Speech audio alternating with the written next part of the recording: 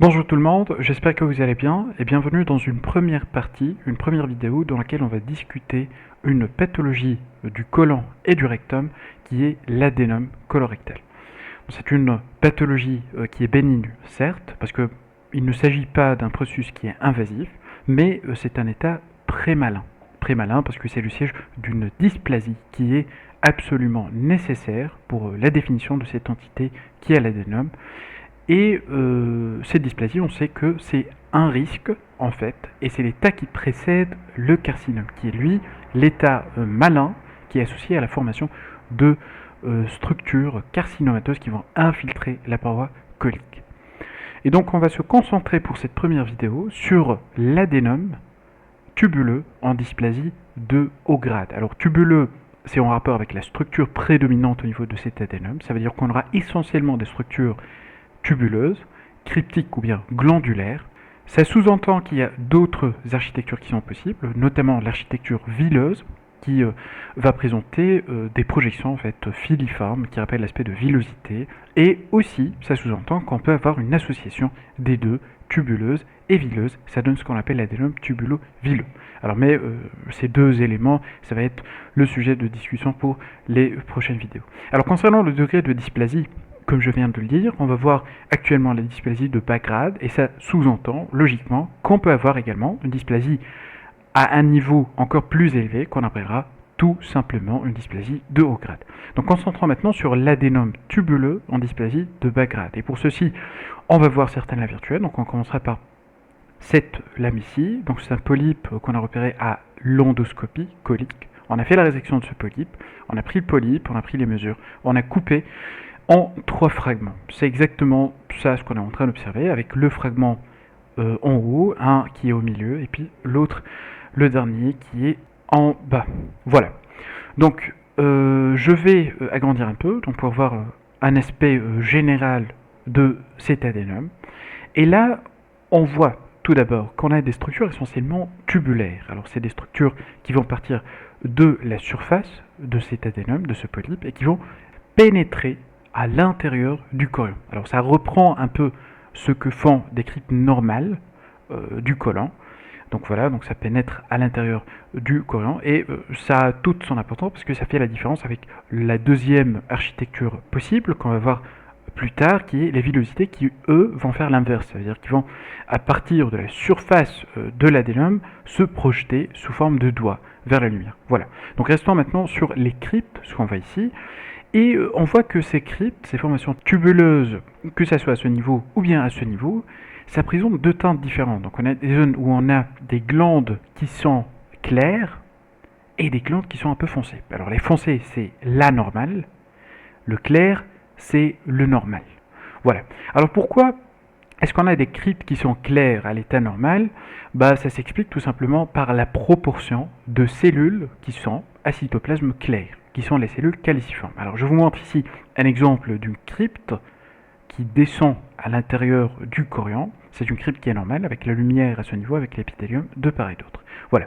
Et à ce niveau, au niveau de l'épithélium, je veux dire, on a cette prédominance de cellules qui sont claires, c'est les cellules caliciformes. Alors, juste une petite remarque, c'est que ces cellules caliciformes vont avoir une proportion qui va augmenter au fur et à mesure qu'on se déplace dans le sens du rectum, ça veut dire dans la direction du rectum, en distalité, mais il faut savoir que ce pourcentage, même si ce n'est pas assez visible en microscopie, ça ne doit et ça ne dépassera jamais une proportion de une cellule caliciforme pour un entérocyte. Ça veut dire que cette proportion de cellules caliciformes va augmenter progressivement jusqu'au moment où on aura un nombre égal de cellules entérocytaires, ça veut dire les cellules qui absorbent, et de cellules caliciformes par crypte. Voilà.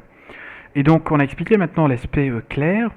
J'aimerais profiter aussi pour présenter certaines caractéristiques qui sont importantes pour l'étude de l'adénome et qu'on va observer tout d'abord sur une crypte qui est normale. Alors, concentrez-vous sur les noyaux des cellules épithéliales. On voit que c'est des noyaux qui restent contenus, et plutôt je vois même qu'ils sont écrasés contre la lame basale sur laquelle va reposer cet épithélium, et on voit très bien que la hauteur, si on va dire, la couche qui va être occupée par ces noyaux, elle est très réduite. Donc une petite hauteur par rapport à la hauteur totale de l'épithélium. Ça, c'est un caractère qui est important, dont on aura besoin après quelques instants. Voilà. Puis après la mucosécrétion, on voit que c'est représenté sous forme d'une grande gouttelette de mucus au sein des cellules caliciformes. Et puis on voit ici la lumière. Donc rappelez-vous de ces caractéristiques, on en aura besoin après. Alors passons maintenant à ce qui est anormal. On est, rappelons-le, au niveau d'un adénome tubuleux en dysplasie de bas grade. On voit ici un côté qui est pathologique, sur lequel on voit des structures qui sont tubuleuses et avec ces glandes, ces fameuses glandes à caractère un peu foncé. Et pour comparer et pour voir les caractéristiques de ces glandes, on va mettre une glande normale, à ce niveau qui est à gauche, et une glande anormale, en dysplasie de bas grade, qui est à droite. Alors, déjà, les noyaux. Commençons tout d'abord par les noyaux. On a des noyaux à l'état normal qui restent cantonnés au pôle basal de la cellule. Ce n'est pas le cas dans la glande qui est dysplasique, où on a un aspect qui est dit pseudo-stratifié des noyaux. Ça veut dire que les noyaux ne vont pas rester cantonnés au pôle basal des cellules, mais on voit que les noyaux remontent. On a des noyaux qui restent localisés au niveau du pôle basal, d'autres qui remontent un peu plus, d'autres qui arrivent jusqu'au contact de gouttelettes de mucus à ce niveau. Mais il faut savoir que dans une dysplasie de bas grade, généralement, on ne va pas dépasser la moitié de la cellule. Donc je vous rappelle ici que c'est la lumière de la glande, et puis ça, c'est le côté basal des cellules. Et on voit que les noyaux, ça remonte, mais il y a une certaine marge, il y a une certaine zone qui est à proximité de la lumière, qui est occupée par les gouttelettes de mucus des cellules caliciformes, et qui ne va pas être traversée par les noyaux pseudo-stratifiés. Les noyaux eux-mêmes, ils présentent un caractère qui est hyperchromatique, ça veut dire qu'ils sont plus foncés sur la glande dysplasique par rapport à la glande normale. Donc vous voyez ici, c'est un peu clair par rapport aux noyaux qui sont dysplasiques. Et puis l'orientation des noyaux aussi.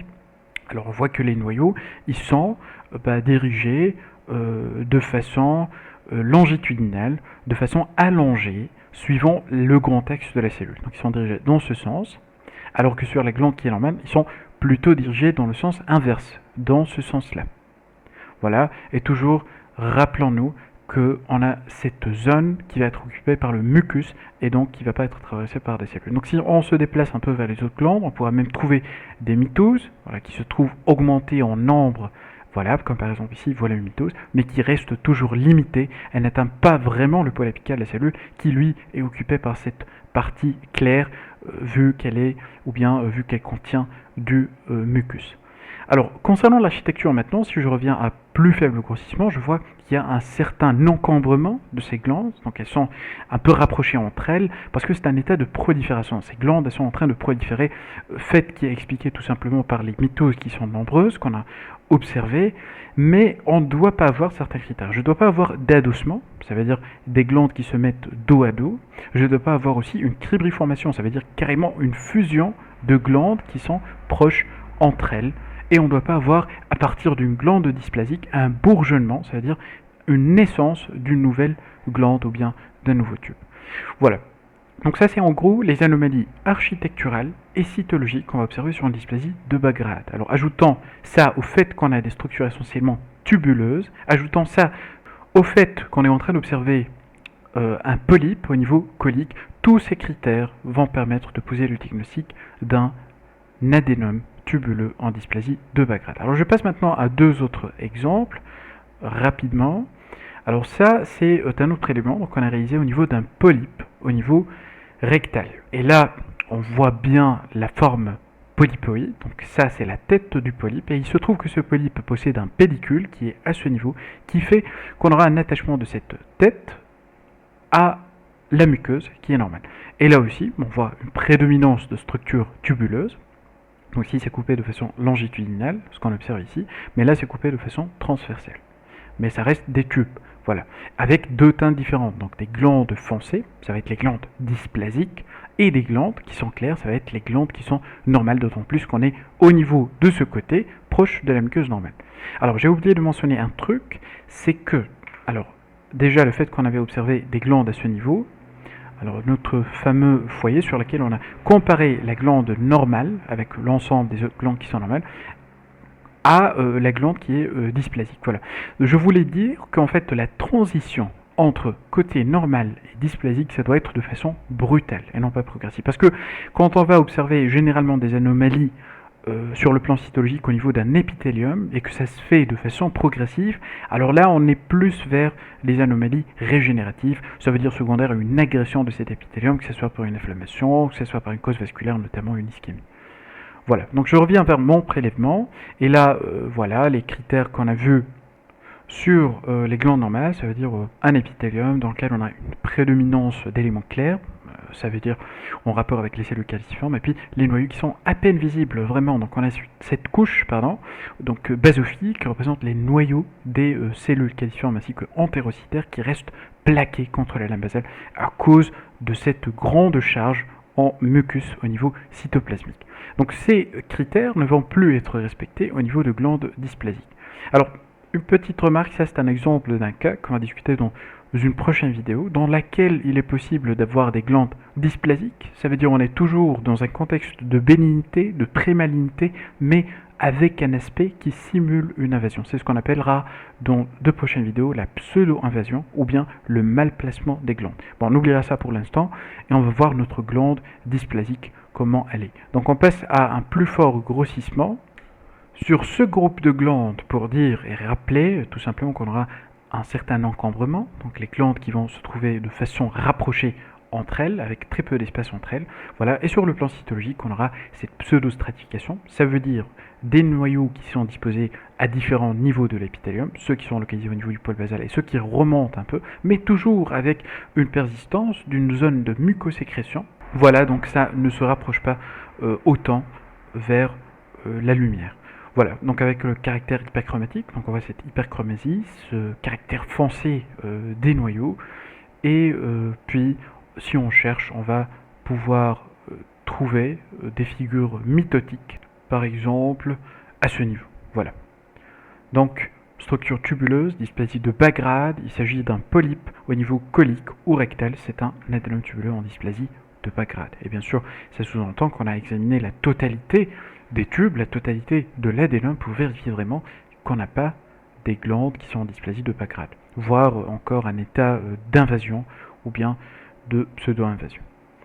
On passe maintenant au dernier prélèvement, c'est un polype, là aussi, un adénome, donc on a fait la résection, on a coupé en 3 fragments qu'on est en train d'observer, donc là au milieu, et puis le dernier qui est à droite, et puis je vais zoomer sur ce fragment. Voilà, donc on voit déjà ce grossissement qu'on a essentiellement des structures tubuleuses, très rare villosité, comme par exemple ici, une structure vileuse. Donc de ce côté-là aussi, on a des structures qui sont vileuses, mais la majorité, c'est des structures tubuleuses, alors qui sont coupées ici de façon longitudinale pour certaines et transversale pour celle-là ici, par exemple, et avec les mêmes critères. Donc toujours, il y a ici un certain degré d'adossement, ce qui est un critère qu'on trouve surtout dans les dysplasies de haut grade, mais comme on va le voir, sur le plan cytologique, il y a essentiellement des critères de dysplasie de bas grade, donc on reste sur une dysplasie de bas grade.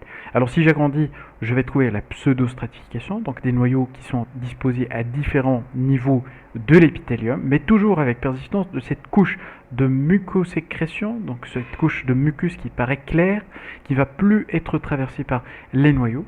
Et puis on a cette hyperchromasie, un caractère allongé du noyau, voilà, dans ce sens-là, ça veut dire selon le grand axe de la cellule. Et puis on a également à retrouver des mitoses si on les cherche. Et donc voilà, même diagnostic pour ce prélèvement aussi. Donc je passe maintenant pour récapituler brièvement ce qu'on vient de voir. Donc c'était la première partie concernant l'adénome du côlon. Et je vous mets dans la description les différentes lames virtuelles qu'on a observées. C'est une prolifération épithéliale qui est bénigne, mais qui représente un état de prémalignité. C'est normal parce qu'il s'agit d'une dysplasie qui est en fait un critère indispensable pour parler d'un adénome, mais il faut savoir que cette dysplasie, c'est en fait l'état qui précède le carcinome colorectal. Alors, les adénomes, ils sont dits à stade avancé si on a un ou plus des critères suivants. Si on a une taille de cet adénome qui dépasse ou est égale à 1 cm, si on a une dysplasie de haut grade et si on a une structure vileuse ou bien villositaire. Si on a un ou plus de ces 3 critères, alors on aura un risque de 3 jusqu'à 5 fois de développement de carcinome colorectal par rapport à la population générale. Alors l'adénome, en fonction de l'architecture qui prédomine, on va le distinguer en 3 grandes catégories. Alors ce qu'on a vu pour ces vidéos, c'était le tubuleux, ça veut dire quand on a des tubules qui dépassent en pourcentage 75 à 80 de tube par rapport à l'architecture ou bien les architectures qu'on observe à l'intérieur de cet adénome. Vileux quand c'est une prédominance de structure vileuse et tubuleux-vileux quand c'est le mélange entre les deux. Pathogénie, sur le plan génétique, il y a une inactivation de l'APC bêta-caténique, qui est une voie impliquée dans la carcinogénèse rectale. Après, on aura une succession d'anomalies moléculaires avec un ordre qui est bien précis, qui fait qu'on aura cette transition entre adénome et carcinome. Cliniquement, l'incidence, elle augmente avec l'âge, avec un sexe ratio qui montre une prédominance chez l'homme. 60 à 75% des cas, cet adénome il va être localisé au-delà de l'angle colique gauche. Sur le plan clinique, on peut avoir soit un adénome qui est asymptomatique, ou bien ça peut produire un saignement, surtout quand la taille dépasse 1 cm ou quand c'est localisé en distalité. L'endoscopie, ça représente un meilleur moyen pour le diagnostic, mais aussi pour la prévention. Ça veut dire la résection normalement d'un adénome qui est un état précancéreux, c'est aussi un moyen de prévention et aussi un traitement. Ça veut dire dans un but curatif, parce qu'il se peut que la résection de l'adénome va nous faire découvrir un carcinome qui est en début d'invasion. 5 à 10% des cas, on aura une progression vers le carcinome colorectal et le meilleur prédicteur de cette progression, ça reste la taille de l'adénome. Microscopiquement, on a vu les cryptes qui sont en dysplasie de Baccarat. Les critères nécessaires pour dire que c'est un adénome tubuleux en dysplasie de Baccarat. Par définition, on doit avoir cette dysplasie qui doit être au moins de Baccarat. Les cryptes sont d'aspect encombré, c'est-à-dire en grand nombre dans un petit espace. Elles sont parallèles les unes aux autres. Pas de complexité, attention, parce que c'est des critères qui appartiennent à la dysplasie de haut grade, notamment l'adossement, la cribriformation ainsi que le bourgeonnement de tubes. Concernant les critères cytologiques, on aura des noyaux pseudo-stratifiés, une polarité basale par contre qui va être conservée, ça veut dire qu'ils vont toujours être situés au niveau de la moitié inférieure de la cellule, mais gardez à l'esprit que cette absence de remontée des noyaux peut être jugée par la persistance de cette couche de mucus qui ne laissera pas traverser les noyaux. Alors les noyaux hyperchromatiques qui sont allongés, comme on vient de le voir, les mitoses peuvent être observées, donc un peu à un niveau plus haut par rapport au pôle basal des cellules, mais pas de mitose atypique. On ne doit pas avoir de perte de polarité et on ne doit pas avoir de pléomorphisme des noyaux. Voilà, donc on arrive comme ça à la fin de la vidéo. J'espère que ça a été utile pour vous et on se dit à très bientôt pour les prochaines vidéos sur ce sujet.